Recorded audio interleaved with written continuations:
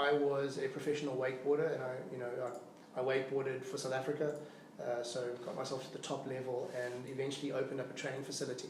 But the story I want to tell is of this young boy whose parents contacted me and said, our son loves the water, he loves water skiing, but he's very introverted, he doesn't really make friends too easily, but we want to bring him to you so you can give him some skill sets and stuff, and we'd like you to teach him trampoline training. And that was a service that I was offering, because part of wakeboarding is learning how to do the tricks on trampoline first. And so I said, yes, please bring him to me. And I met this little boy, he must be 9 years old. When he came to greet me, he had his head down, and he would look up and his head would go back down, so very, very shy, very introverted. And so I said to him, so you're going to jump on the trampoline today, are you excited? And not really excited. So now in my mind I'm thinking, how am I going to get this little 9-year-old kid to get excited? So I said to him, I'm going to teach you how to do a backflip. Now, he was quite overweight, so he looked up at me and he said, no, it's impossible, never be able to get me to do a backflip on a trampoline. He almost went look at me, I'm never going to be able to flip. And I said to him, no, I can get you to do it. And he still said no, and he just looked very unhappy. And I said to him, listen, tell me, what gets you excited? What are you interested in? And he didn't really want to engage with me. He looked very, very shy and not really interested to go and jump on the trampolines. So I said to him, are you interested in video games? And all of a sudden he looks up at me, and you can see he's now interested in video games. It's like, computer games. I'm like, oh, so you play computer games? He knows computer games. And so I said to him, okay, so when you're in a computer game, right, you have to go from level 1 and level 2 and level 3, and you go through the levels, and then eventually you clock the game, right? He's like, yeah, he understands that. And so I said to him, well, I've clocked the game. And then he looked at me like, what? And I said to him, yeah. And I said, when you're in the game, you can also get cheats. He's like, no, I know the cheats. I can put cheats into the game. And I said, I've got the cheats for trampoline. And I know how to do a backflip. And I'm going to take you through level 1, level 2, level 3. And at the end of the levels, you're going to be able to do a backflip, because I know how to do it already. So I'm just going to tell you, and I'm going to tell you the cheats so you can get there. And all of a sudden, he was now quite interested. And we got onto trampoline, and I said, today we're not even going to do a flip. I'm going to teach you how to jump high. And it was a struggle for him.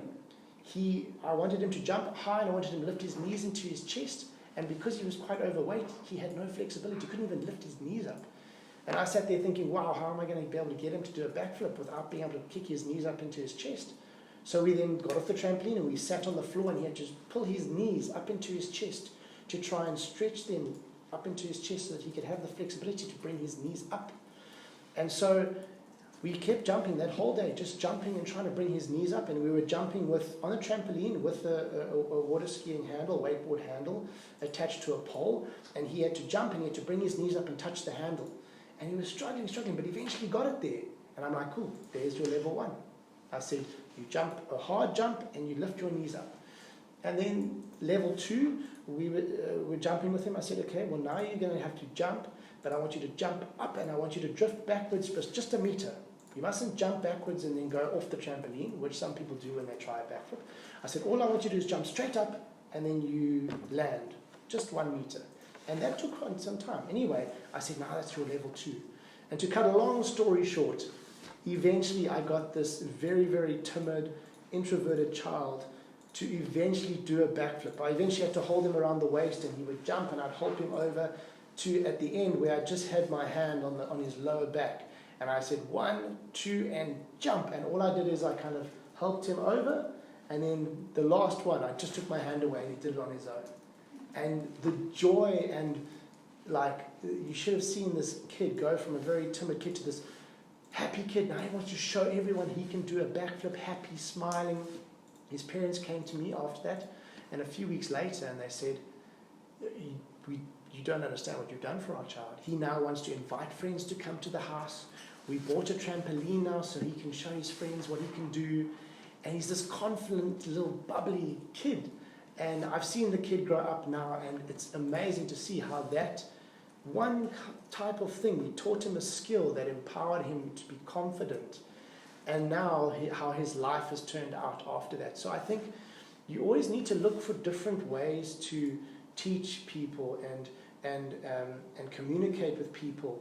And I take it back to also, if someone's not interested in building a business or building like an online store, find out what they're excited about. You know, are they excited about cards? Maybe they like collecting soccer cards or something, and say, oh, okay, well, maybe you can sell those. You know, and then let's take pictures of the cards and put them on an online store. You know, and you need to find a way where you can get them to practically learn the skills. And then obviously explain it to them in a way that they really understand and keeps their attention.